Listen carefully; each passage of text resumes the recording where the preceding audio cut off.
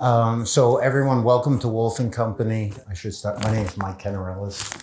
I'm the Chief Growth Officer of Wolf, so have general responsibility for all kind of top line revenue. However, for the first 10 years at Wolf and Company, I ran our healthcare IT audit and cyber group. So it's still very near and dear to my heart.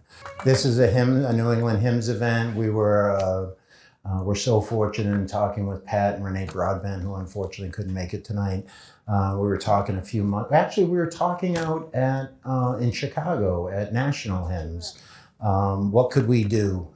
So that kind of was where this idea was born. Of we know how busy everyone's schedule is, so we really appreciate you coming out.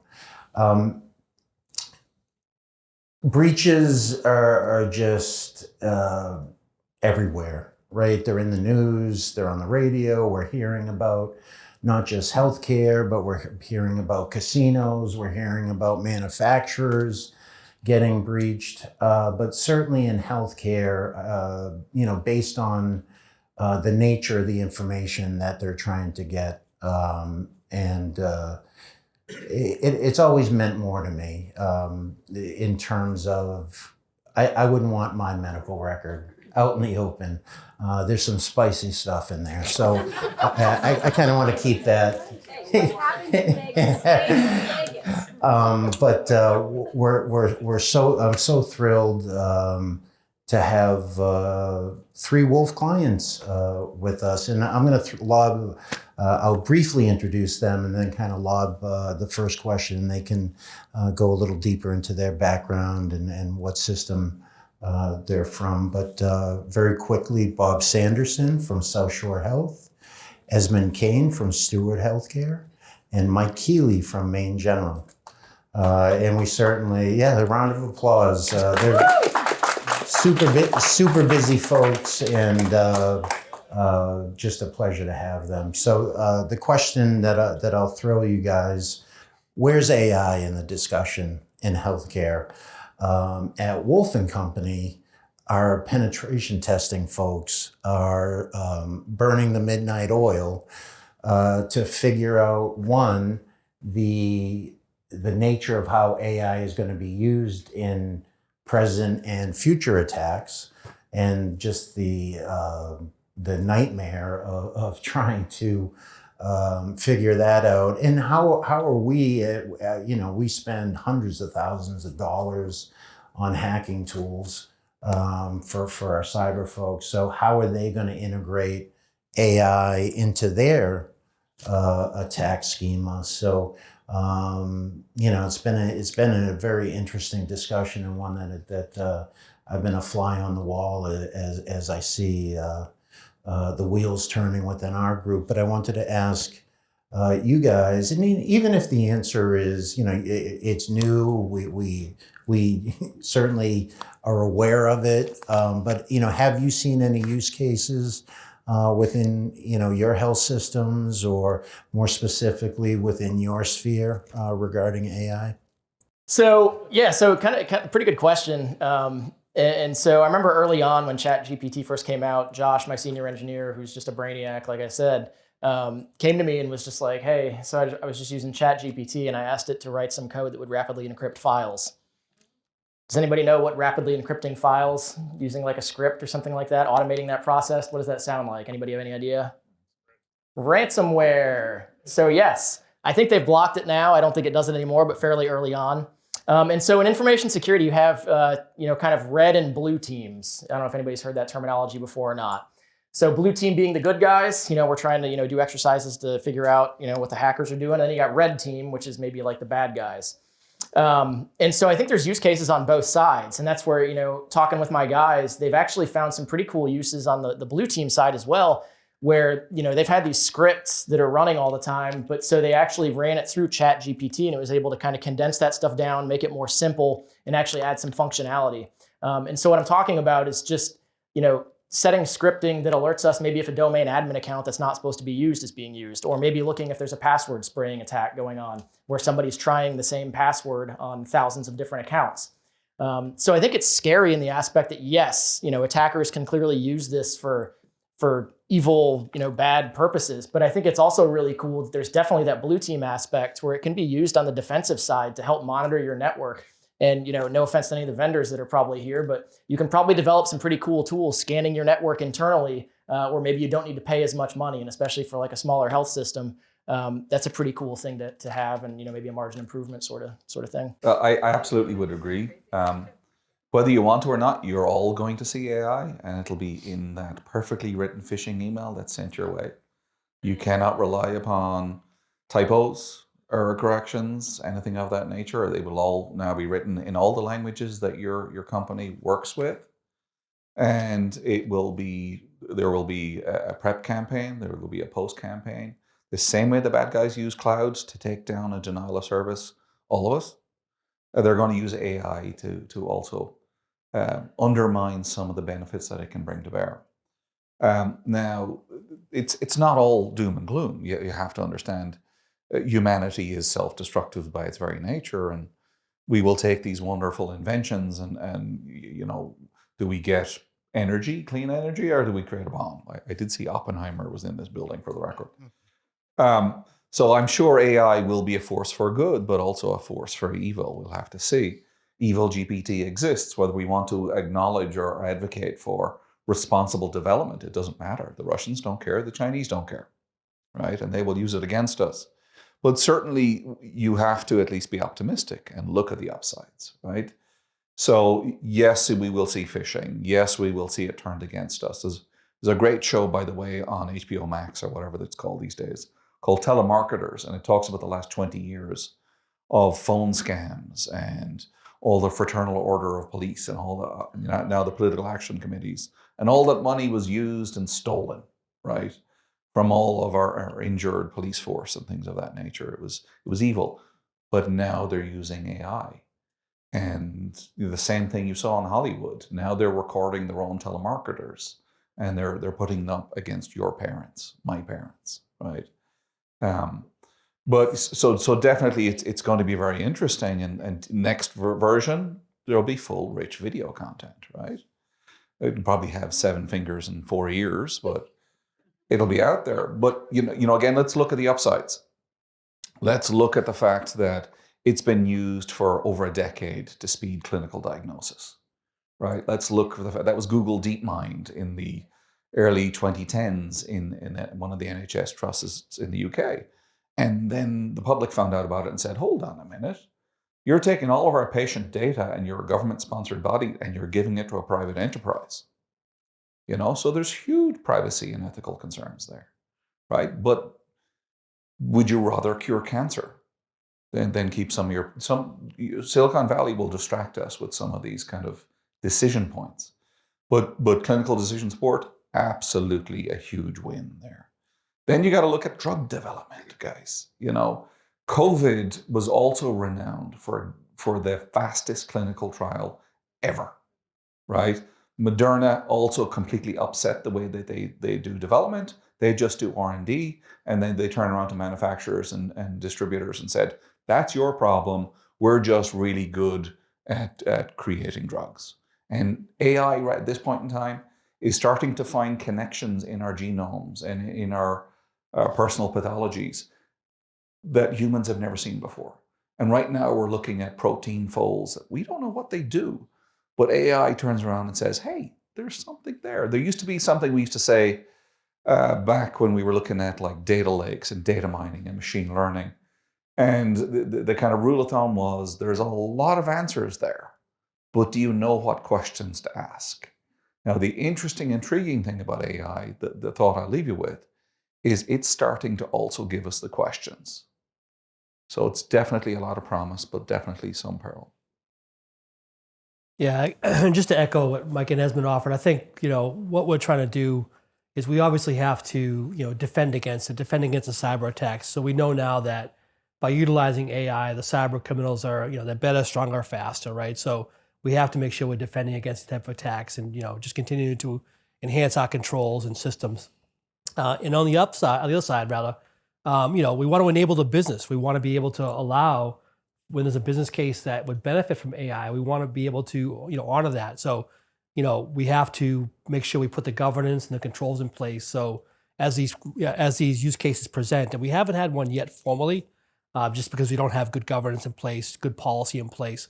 But as those use cases, those business cases start to present, we want to be able to honor those and securely. So it's a balance of both, defending against the bad stuff, like we've been doing, but preparing for, our clinical colleagues, need or desire to utilize AI for all the good things it can do. So that's kind of where we're in a bit of a, I don't want to say a wait and see approach, but we're trying to hold the wall and prepare for what's coming beyond this.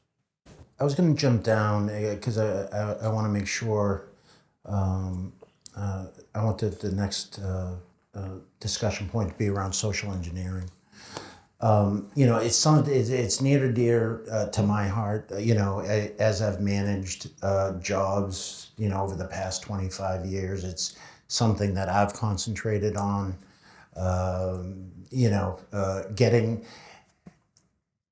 Taking the curtain down from InfoSec and get out into the community and shake hands and make sure folks don't see the InfoSec group as the group of no, stopping their ingenious projects by throwing up security requirements. But we continue to see, and especially in healthcare, where there's so many points of entry and egress, even a small hospital, has upward of 1,000 people, working for it. And now we see with, I don't know how many gambling fans we have here, but the MGM breach. From what we know, it started with a phone call to the help desk to reset a password.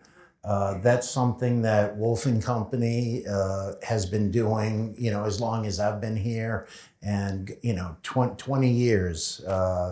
Whether it's me, I used to go to do some at Google's South Shore Health. I'd see that Karen Doe was in a car accident. I now take Karen, in Weymouth. I now take Karen Doe's name, build the best dossier I can from public information. Now I'm going to medical records saying, hey, I'm Miss Doe's lawyer. She was in an accident and also was the victim of identity theft. I need her medical records. 15, 20 years ago, I'd get them 50% of the time. I think now when our team does it, it's under 5%. But just that, and we've all talked about it. It's that yes, it's good sending out phishing emails and tracking response rates, but I think people are starting to lean too much into, hey, we went from 8% to 6%, yay. Instead of developing that culture of compliance. So, Mike, I'll actually start with you. I've always been impressed, and you know this, with your team's effort. And hey, everybody, we're now getting into Cybersecurity Month, October, in a few days. And Mike, if you'd speak about kind of the effort at Maine General of that culture of security and compliance. Yeah, totally. So I guess one thing I forgot to mention is my side hustle, as the kids call it these days, is teaching yoga. And so through doing that, I've identified, people learn in different ways. And that's, I don't know if anybody's a fan of Shrek in here, right? Ogres, they have layers. And so it's, in information security, as a whole, you need to have layers. And so I view even specifically within the social engineering. Does everybody know what social engineering is? If not, it's basically just manipulating or tricking people. Yeah. But so it's manipulating people to try and get information or get them to perform an action, right? So, we take several different approaches, and that's, in my mind, the thing you mentioned on culture, how do you change a culture? It's through leadership, right? And so that's where it's building relationships. Like that's one of the first things I did when I first started at Maine General was just get out and start walking around and talking to different leaders in the organization, because I knew at some point I'm going to need something. but I can't just go to them only when I need something. I need to have these relationships established.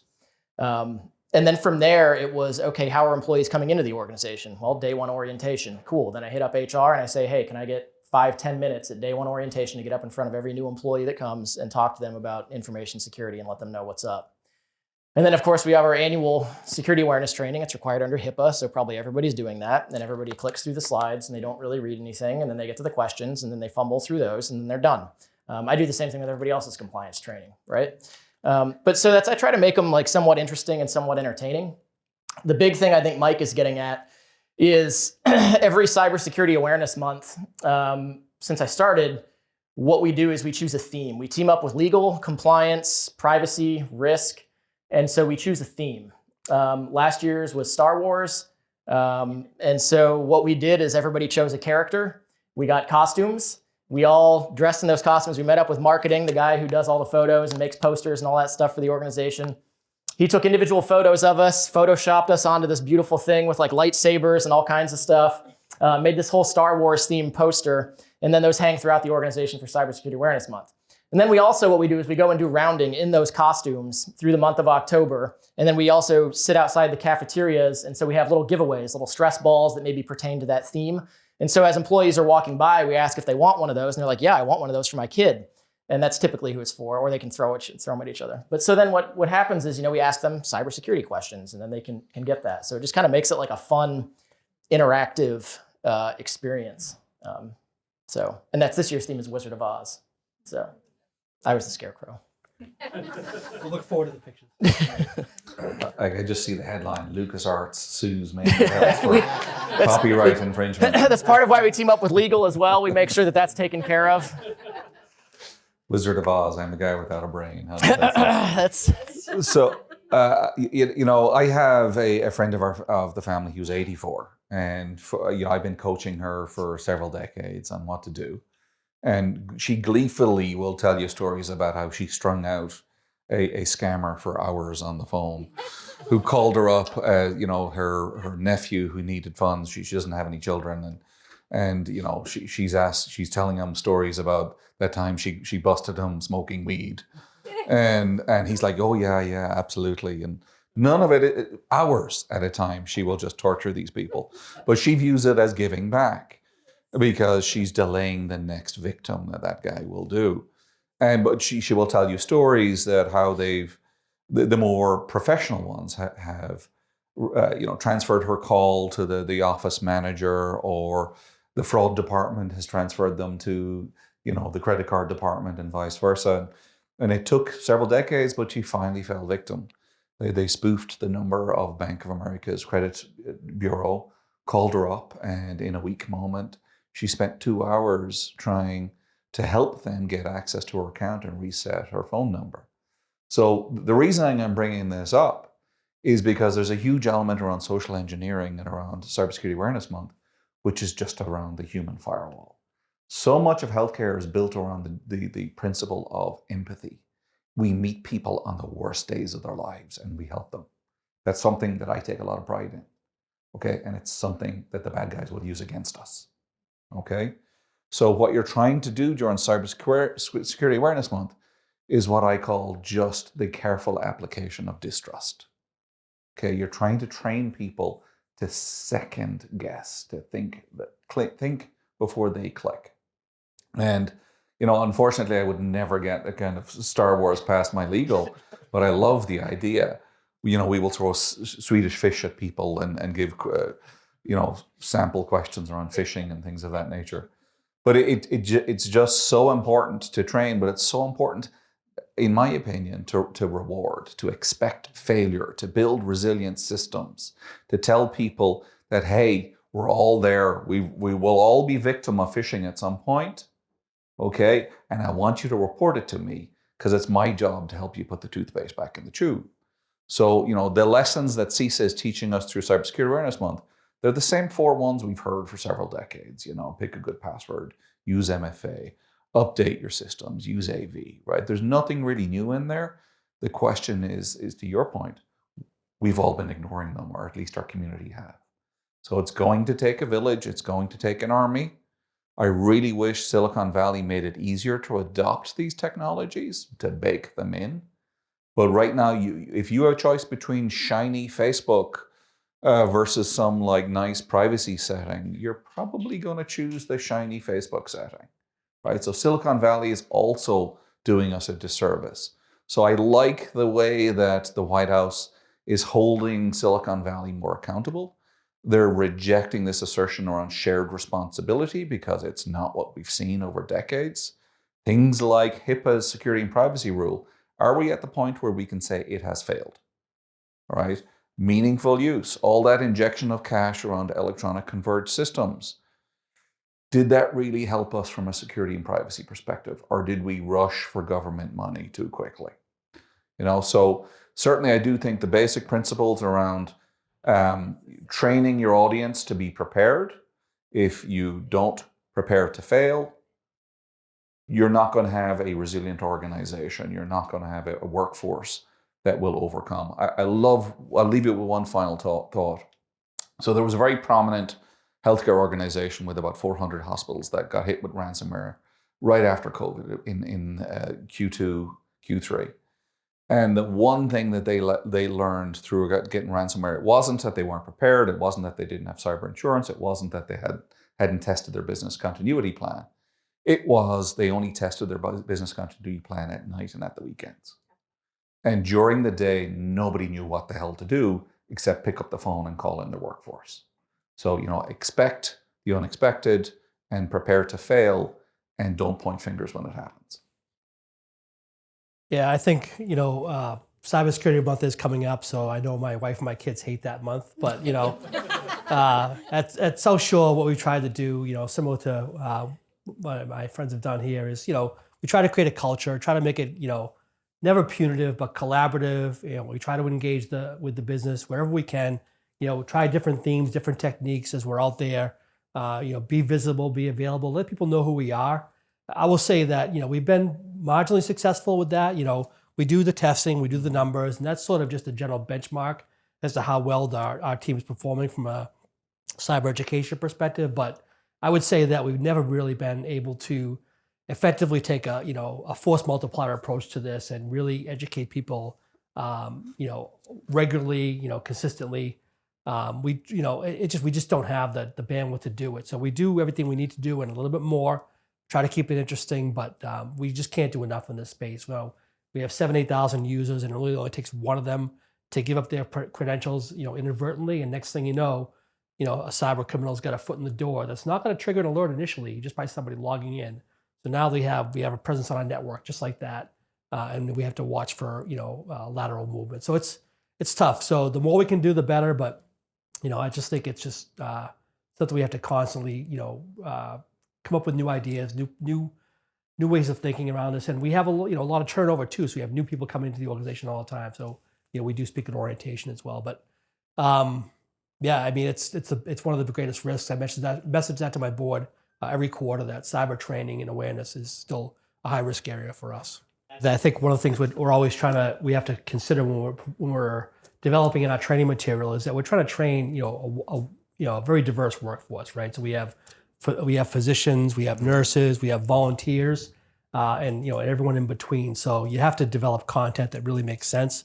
So one of the things we do try and do is we try to really talk to them about how do they protect their personal data, and that sort of resonates better with them. And thinking about how they protect all their own data, their social security numbers, all those type of things. So, but if you can start to instill that in them, we hope some of that sort of organically flows over to the workplace too. So. But it seems to resonate better in my experience when you talk to them in those terms. I do want to mention, because it's something we're dealing with a lot of our healthcare clients on, hospitals tend to outsource an awful lot. And the idea of, vendor management, third-party risk, most hospitals are digging in, starting to build that function out when you're looking at, again, not recently, but 10, 15 years ago, when we used to ask for the list of vendors, typically we would have to go to purchasing and literally ask purchasing to show us the last 18 months of who you've paid, because literally there was not a usable list of the hospital's vendors. Now, thankfully, it's jumped forward, but with a lot of breaches emanating from third parties, and the health systems having to gain assurance, if wondering if you guys could speak about what each of you are doing for third party risk. Yeah, I mean, it's we have well over 350 external connections, vendors or other regulatory agencies or even other hospitals that we're sharing our data with. So, we have one dedicated person that her job is to look at third party risks. So we're constantly conducting, new risk assessments using some automation, reassessments of our current vendors. So, because Mike's right, a lot of stuff is outsourced. So a couple of years ago, I took a map of the U.S. and started to put, little dots on everywhere my data is across the country. As a patient, as an employee, you start to realize pretty quickly that it's on servers in Virginia, in California, in Texas, and all over the place. When you really look at it in that context, you'll see that your data is all over the country, and you're charged with protecting that data. So it's a big deal, and we've dedicated really one full-time person. We could use more just to looking at third-party risk. And again, it's one of our top areas of risk. Last 4 cyber incidents, that touched our organization were all related to some type of third-party incident. Mm-hmm. I mean, we all lived through the last several years. The most recent one was probably the Clop ransomware gang took out a file transfer tool called MoveIt, right? And I think at last count, there were somewhere around 800 victims. And that was all sensitive information that was, and a lot of it was healthcare related because we have these bulk transfer systems, to your point, that are in play to convey information to payers. There's a great website out there called thedatamap.org. It's from 2008 and a Cornell study, a woman called Latanya Sweeney. And there's 4 main parties involved in every single medical transaction. There's the patient, there's the physician, there's the registrar, and then there's the payer, right? And then if you look at each of those, there's dozens of parties involved. You look at the payer, you've got claims, you've got collections agencies, you've got coding, right? It rapidly escalates. And the sheer size of the parties involved in every single medical transaction was huge in 2008. And that was really before meaningful use and converged electronic systems where it became all electronic, right? And now you've got all these APIs and you've got all these feeder systems. You've still got all this legacy tech, all this PACS, all this laboratory systems involved as well. And the great news is that you're able to get your notes and all your lab results pretty quickly in your patient portal. The bad news is you worry who else can see that data. And, there's a constant undercurrent we deal with on, spouses that shouldn't have access, patients that shouldn't be looking at their children's information. You've got nurses that shouldn't be looking at some patient's data. You've got physicians that got a referral but never went through the system. So it looks like they're doing colleagues snooping. There's a lot of legwork involved in this. And now there's all this supply chain. This was a huge benefit during COVID. A lot of outsourcing. Everybody jumped onto a lot of cloud systems for telehealth. That all expired beginning in May of this year when OCR said they were no longer exercising the right to relax their enforcement discretion. So at that point, you had to unroll 2 to 3 years worth of shortcuts you may have taken. And at the same time, you had all of this rash of supply chain attacks where the bad guys weren't going against your third parties. They were going against your fourth parties. They were going against your fifth parties. You were having difficulty finding PPE equipment. And, part of that was because they were hacking the systems. They were diverting vaccines. They were diverting, medical equipment to all these other locations because, hey, there was a lot of value on the black market. So supply chain risk has increased. Also, when you're looking at some of the other things, WannaCry was 2017, not Petya, right? Where the Russians hacked and dropped a payload into perfectly legitimate software. What did they do? Hey, everybody knows to update your software. They did. And they weren't expecting what came with that software update. Okay. Same thing happened in SolarWinds, 2 years ago. all of a sudden, your software, if you're being a good practitioner following best practice, you want your software updating aggressively, and they were the ones who didn't have good security around it, and you got backdoors delivered into your system. I think it was 18,000 victims of SolarWinds. It was just massive. And definitely, you worry about locking your front door, forget about it. They're going into the neighbor's basement because it adjoins yours. That's what they're doing. They're certainly reaping the benefits. If you're looking at cybercrime, within the next 5 years, they're anticipating it's $1 trillion economy, right? And, it's certainly going through that rapid industrialization. They have help desks, they have advisors. They lurk on your systems long enough to know how much your cyber insurance is, and then they ask you for that amount. And now they'll turn around and say, we're not negotiating. We know exactly how much you have. We want it.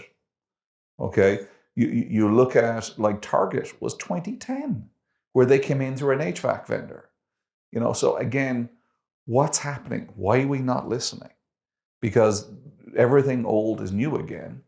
And, we're still trying to advocate for some of this phase change. We want our patients to benefit from fast clinical decisions, leveraging IT technology, so it's convenient, it's in the home. It really benefited during COVID. We have to do this due diligence. I talked to some representatives of Bank of America. It takes them 7 months to onboard a new vendor. If you try and pull that stunt in healthcare, you'll be told to take a hike, right? So you have a constant influx of vendors, and you're doing what you can to make sure that it's a defensible program, that you have at least some visibility to risk, and it's stateful. It will change by the minute. Yeah, I think that's a great point. Just a minute on the volume. Again, that's team of 3 for us. So we're not going to be 100%, and we know that. That's for what we do. I'm going to go back to Shrek. So defense in depth again. And so what I mean by that is, within information security, typically you're dealing with administrative controls, physical controls, and technical controls. And so administrative controls would be like, we have a policy in place that says that people are not supposed to bring on vendors unless it goes through legal and unless it goes through information security. You can imagine that if you only had that, would that really be enough? Probably not. So again, with the relationship aspect, that's one of the tightest relationships I have is with our general counsel, our legal department.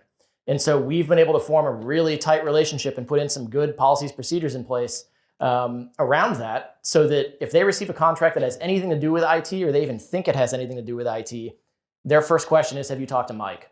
And if the answer is no, then they won't even look at the contract. And so that's incredibly helpful. It doesn't stop everything, because there's always going to be those cloud-based platforms where people can just click a box and agree to terms and conditions or whatever. But our buyers are also aware that, if it hasn't gone through legal, so that's if somebody goes to purchasing and tries to buy something, their first question is, has legal reviewed it? And then if it gets to legal, then legal's saying, hey, has Mike reviewed it? So it's this whole kind of chain of events. The other thing I think we do that's really cool around education, it actually just happened, I don't know, last week, 2 weeks ago. So our legal department with compliance and risk actually puts on a 3-hour education seminar for all leaders in the organization. They can, they're not required to attend it, but they can. And so I'm a presenter at that. And so I talk through business associate agreements. What is a business associate? What's a business associate agreement? Why do we do it? And then give examples of third parties that we have partnered with, like, hey, here's an entire slide full of vendor names. You guys recognize some of those? Because yeah, those are vendors we use that have been breached within the past 3 to 4 years. So show them that this is happening to us.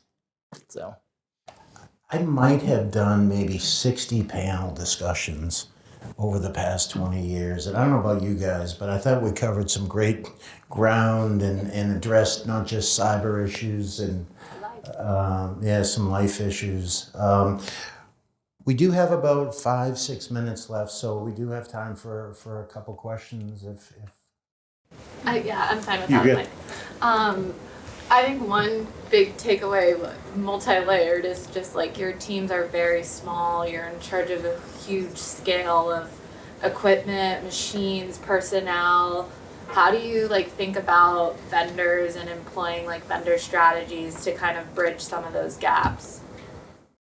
Yeah, I mean, the one thing we've done, relatively successfully is we invested in a tool to better manage them, because prior to really about 4 years ago, it was a lot of just, it was a lot of decentralized documentation, right? So typical spreadsheets and all that sort of stuff, right? So we've tried to bring it all together using a tool to better collaborate on it, and just to get one central true list of, what are those 300 plus connections or vendors? Who are they?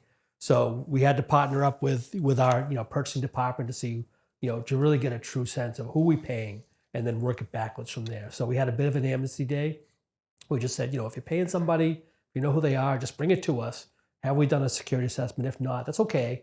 We'll start that process, because we really needed just a level set on what was out there. And we had a pretty good handle on it, but we discovered some things that were a bit surprising, as most organizations would. I do think also you need to hire right? You need to hire people that have a room full of hats somewhere to lean upon. Depending on the size of your organization, you're not necessarily going to have the luxury of specializing. The larger your teams get, the larger institution you're supporting, you probably can specialize. But in the meantime, try and get utility players, try and get people who are flexible. At any moment in time, any one of us can wake up in the morning and learn something we've been doing for decades is wrong, right? So being willing to admit defeat, to own up, to try and do the right thing, and then bubble that up the line. Hey, listen, we screwed up. We did this right. We did this wrong. But you tried to make sure it was a touch it once and we fixed it. There's so much of that is so important. The other aspect of this is AI will help. I mean, we were talking about like third-party questions and things like that. I get a lot of audits from state bodies, and it's a pain in the butt to fill them all out. But there are now GRC platforms where it's like, well, here's my standard responses, here's their questions, map them, give me the first draft. So there's definitely some force multipliers. But like MFA is starting to fail, right? It's not necessarily the most pervasive MFAs out there aren't necessarily fish-proof. So you need to, there are certain key technologies that are force multipliers. But the first one, in my opinion, is investing in your staff and your talent management. I'll keep it quick. But yeah, I think you already figured, it sounded like you already had the answer, which is use vendors. So we have like a remote SOC where we send all our logs and all that so somebody else can look at it. And then I don't know that anybody else has like plugged Wolf services yet up here, but so we'll go ahead and we'll do that,